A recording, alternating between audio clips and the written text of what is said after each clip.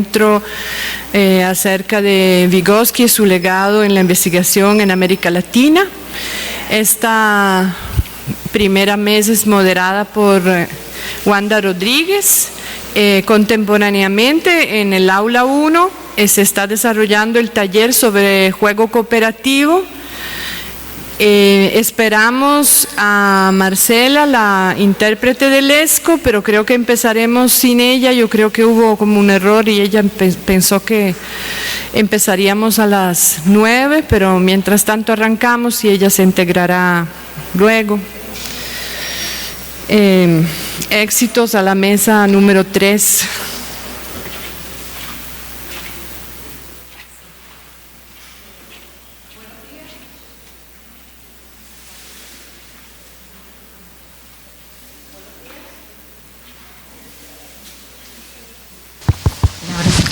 Buenos días. Ahora sí que sonó fuerte. Buenos días a todas y a todos. Gracias por estar aquí en la mañana de hoy. Vamos a dar inicio a esta primera mesa del día que se titula Emociones y experiencias educativas.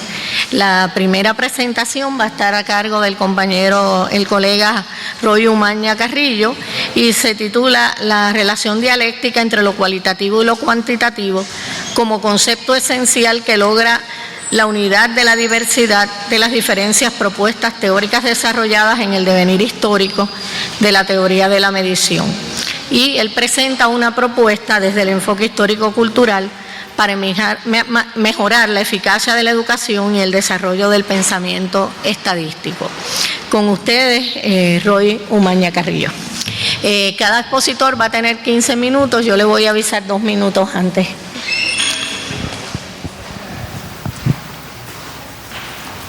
Buenos días. ¿Se escucha bien? Sí, ok.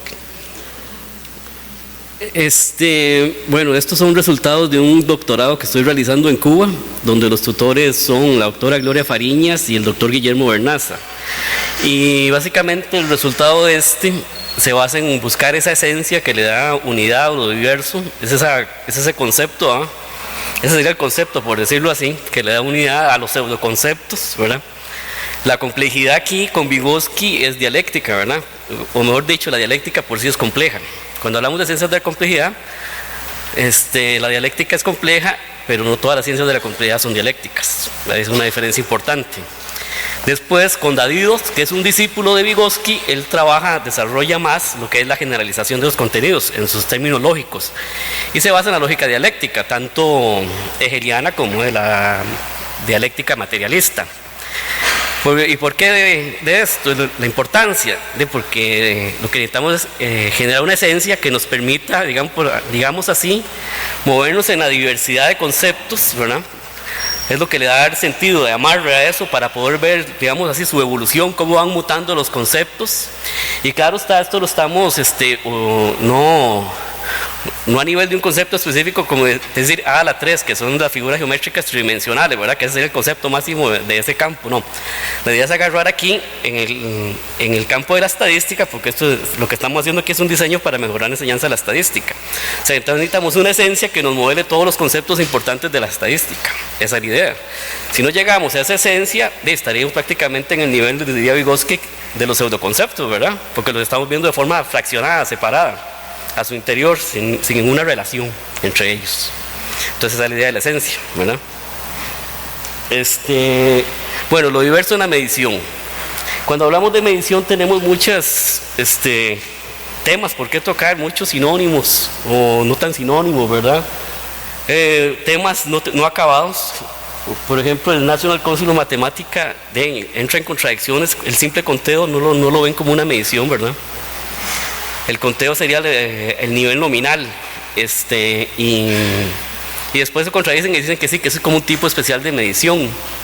Cuestiones de ese tipo encontramos después. En teoría de la medición, este señor, que es un filósofo, nos habla de gradualidad, ¿verdad? Yo creo que él está intentando decir que la gradualidad es como la esencia de la medición, ¿verdad? Las escalas son graduales todas, ¿verdad? Eso es como lo común. El asunto es que para ser consistente con este sistema, con este concepto, elimina olímpicamente de la escala nominal, que es la de los conteos, porque según él no gradúa, como solo estamos clasificando cosas, ¿verdad? Por ejemplo, cuando estamos haciendo una encuesta de la variable sexo, 1 para femenino, 2 para masculino, o F para femenino y F masculino. Entonces, pero resulta que esta escala sí nos lleva a la gradualidad cuando ya tenemos los conteos totales, y se convierte en una escala que se denomina absoluta, y ya podemos hacer operaciones como proporciones, razones, tasas, ¿verdad? O sea, se convierte aditiva, o sea, o sea, tiene gradualidad en sí, al final de cuentas. Entonces, lo que quiero decir con esto es que la gradualidad en sí no es la esencia de la medición. Después, cuando vemos definiciones de ciencias, ¿verdad?, o de campos teóricos, generalmente son empíricas, no nos hablan de las esencias. Por ejemplo, en estadística, cuando nos dicen que la estadística es la ciencia que trabaja con los datos, ¿verdad?, variables, o sea, esa es la materia prima, pero eso no es lo que le da el estatus epistemológico a la estadística. O en medición, que se dice medir es asignar números a las cosas, es una definición empírica, no esencial. Después tenemos clasificaciones, magnitud, cantidad, patrón, nos hablan de extensivas e intensivas, sobre todo en química, ¿verdad? O nos hablan de fundamentales y derivadas, y las generales en los tipos de estadística, ordinal, nominal, razón, ¿verdad?, intervalo, o cuantitativas, cualitativas, de ese tipo, ¿eh? Después tenemos, ¿verdad?, bueno, ¿y cómo le damos unidad a tanta diversidad, verdad?, posiciones. Entonces nosotros proponemos, en síntesis, eso es muy largo leer, la unidad esencial sería entonces la relación que se da entre lo cualitativo y lo cuantitativo, ¿verdad? Esa sería como la unidad esencial básica. Entonces, ese es el concepto que nos permite viajar y ver las diferentes mutaciones en las diferentes propuestas teóricas, y nos permite, bueno, cuando hablamos de esencia y la vamos a construir, tenemos que hacer una construcción lógico-histórica para poder ver su evolución, y así podemos ver que en general las ciencias siempre van de lo simple a lo complejo, ¿verdad? Cómo se van complejizando un concepto. Entonces vemos ya que entra la dialéctica. Un concepto inicial explica ciertos fenómenos, pero cuando después viene otro, digamos, entre comillas, paradigma, un concepto más acabado, que entra en contradicción con el anterior, explica ese anterior y explica más fenómenos. O sea, la cuestión se va complejizando. Así son las ciencias, así evoluciona la ciencia. Esa es la idea. Entonces, con este concepto esencial nos permite ver esa evolución. O sea, al final la dialéctica la estamos ocupando aquí para romper con ese fraccionamiento del conocimiento que estamos acostumbrados, que además es ahistórico, ¿verdad? Generalmente los libros, por ejemplo, de matemática o estadística, no nos dicen de dónde vienen las cosas, ni por qué, ni siquiera quién lo propuso. Esa es la idea. Entonces, en la teoría de la medición, tenemos básicamente dos planteamientos. Se recurre a funciones, ¿verdad?, y se recurre a axiomas.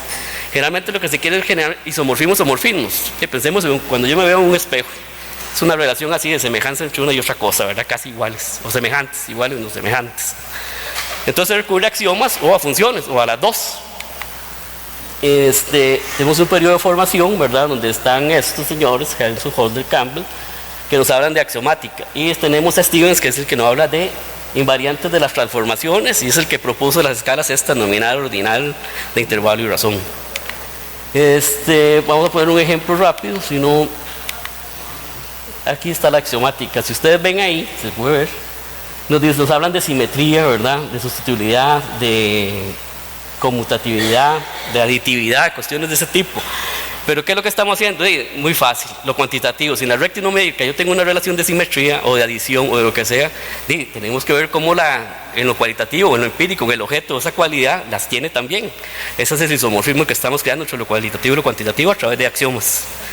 Por ejemplo, la aditiva. Si yo puedo sumar 3 más 4 y lo puedo representar en R, ¿verdad?, en los números reales, el objeto tiene que tener esa capacidad, ¿verdad? Entonces el más se convierte en un círculo, o un círculo con una cruz, para decirle esa cuestión de adición, ¿verdad?, o de combinación sería un término, pero para el objeto. O sea, en lo cuantitativo tengo los axiomas para la recta numérica, y en lo cualitativo tengo los axiomas que son similares para las características.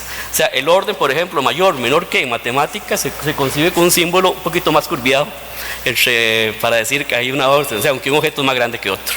Y así es como se relaciona lo cualitativo con cuantitativo en medición. Y ahí se va enriqueciendo, ¿verdad? Cada autor lo va enriqueciendo. Sí, me voy a centrar un poco más en el autor Stevens para ver cosas interesantes, que son funciones. Steven nos habla de funciones. En los libros de texto, ¿qué nos dicen? De que la ordinal, eso no sirve para clasificar. Que la otra es una cuestión de orden, pero no nos explica más. Ni nos vamos a las funciones matemáticas para entender cada concepto. Ni nos dicen tampoco las operaciones que podemos realizar. Por ejemplo, podemos clasificar, ¿verdad? A nivel nominal. Podemos decir que la mujer con un 2 y el hombre con un 1, o le podemos poner una F o una F. Si lo vemos en términos axionápticos, es un axioma, le aplicamos a la nominal la transitiva, es la única que le cabe. Ni vale la pena hacer rectas, ¿verdad? Ni unir los puntos porque no tiene sentido. En cambio, en un ordinal, se nos dice que las distancias no tienen sentido. ¿Qué quiere decir eso? Que cuando trabajamos en cuestiones numéricas, como en R, o en una cuantitativa o continua, las distancias entre una unidad y otra son constantes, o sea, los segmentos son iguales, ¿verdad? En cambio, en una ordinal solo no podemos decir cuánta distancia hay entre un valor y otro.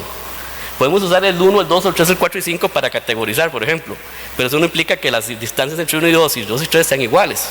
Por ejemplo, en ciencias sociales, cuando decimos clasificamos jefe versus empleado, en términos de estatus es más jefe que empleado, ¿verdad? Pero la distancia ahí no hay. Entonces la podemos representar con cualquier número, qué sé yo, el empleado con 1, el jefe con 7. También puede ser con 1 y 2, pero el hecho que haya esa distancia igual no significa que sea igual. Pero como no nos da una recta numérica igual y no hay entre uno y otro dato, si lo estamos 7 y 1, 6, 10 menos 7, 3, o sea, no es constante, ¿verdad? Entonces por eso es que no le podemos aplicar un promedio, una media, si no tenemos que recorrer a la mediana, ¿verdad? Ordinal, distancias. En general, la estadística no paramétrica, ¿qué es lo que hace? Ordinalizar todas las variables cuantitativas. Eso es lo que hace, ¿ya? Elimina las distancias. En este caso, la temperatura, que es de intervalos, sí tenemos constantes, ¿verdad? Y vemos si entre una temperatura y otra, usamos una especie de regresión. Aquí vemos, ¿verdad? Como para hacer las transformaciones entre una y otra, ¿verdad? Pasar de Celsius a Kelvin o viceversa. Y si vemos que entre cada una restamos, nos da una constante de 1 cuando estamos hablando de Fahrenheit y de 1.8 en la otra, de 1.8 entre una cantidad y otra en Fahrenheit, y de 1 grado Celsius a 2 hay 1, y de 3 a 2 siempre hay 1, o sea, es constante. Por eso ahí sí podemos aplicar un promedio, ¿verdad? Después, cuando tenemos cuantitativas, ¿cómo hacemos las transformaciones? Y por una simple multiplicación por una constante. ¿Cómo pasamos de kilos a gramos? Multiplicamos por 1000, ¿verdad? Y así, todas las transformaciones que hagamos en cuantitativas en otros campos, centímetros a metros y viceversa, por una multiplicación. Esas son las operaciones significativas. Y tenemos constante, ¿verdad? Siempre es la misma distancia entre una unidad y otra. Por eso la podemos aplicar un promedio, ¿verdad? Después de lo simple a lo complejo, de la transitiva, se puede, que estamos en la nominal, o sea, cuando vamos evolucionando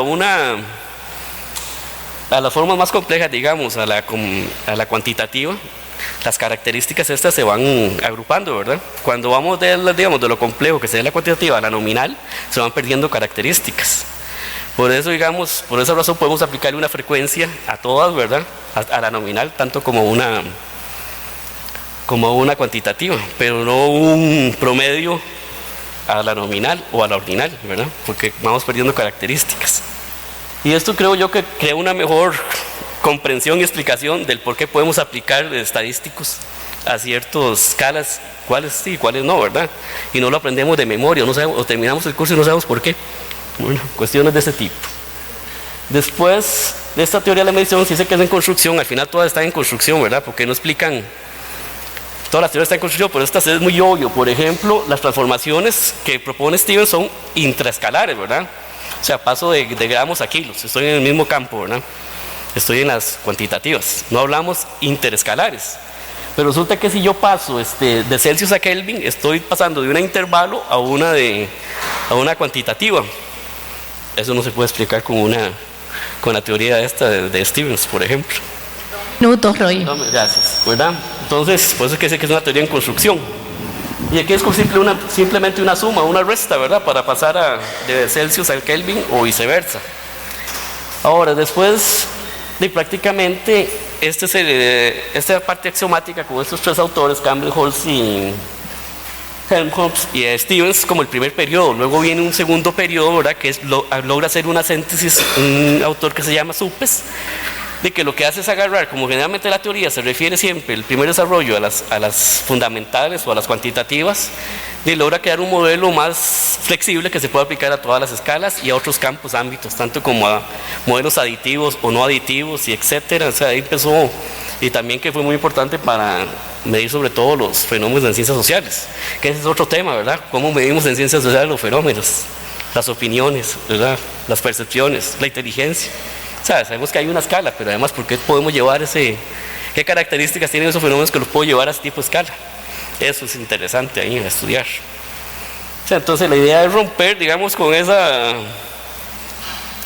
educación extrañamente, cuando usted estudia educación o sociología, ¿verdad?, bueno, por lo menos nos exponen a los fundamentos, de una forma fraccionada, generalmente, ¿verdad? No nos enseña la esencia. ¿Cuál es la esencia de la educación? ¿Cuál es la esencia de la sociología? ¿Cuál es la de la psicología? ¿Verdad? Pero en estadística hay como un acuerdo como que no podemos entender estadística en sus fundamentos, por ejemplo, o medición, ¿verdad? La medición de las escalas siempre se queda en la cuestión epidérmica. Entonces, la idea es crear una esencia que nos ayude a navegar en los diferentes conceptos. Eso es lo que llama, eso es lo que, a lo que apunta Vygotsky, y que David esa lógica dialéctica la lleva al extremo, digamos, lo desarrolla más. Si no hacemos eso, ¿de qué estamos? Estamos en un nivel piagetiano donde el máximo pensamiento, forma de pensar sería la lógica matemática formal, ¿verdad? Y siempre veríamos los conceptos, sí, podemos profundizar en uno, pero no hacemos relaciones de conceptos, los vemos separados. Digamos, ahí está la diferencia básica. Esto, digamos, tal vez en la tarde quede más claro, más fácil, porque esta teoría es muy complicadilla. Entonces es más fácil ver esa evolución en estadística, así se ve como más, y está más simple, es más. Y yo creo que van a compartir conmigo la idea que realmente la estadística es muy simple de comprender ahora en la tarde, gracias a este tipo de concepto. Estamos. Muchas gracias, Roy. Muchas gracias.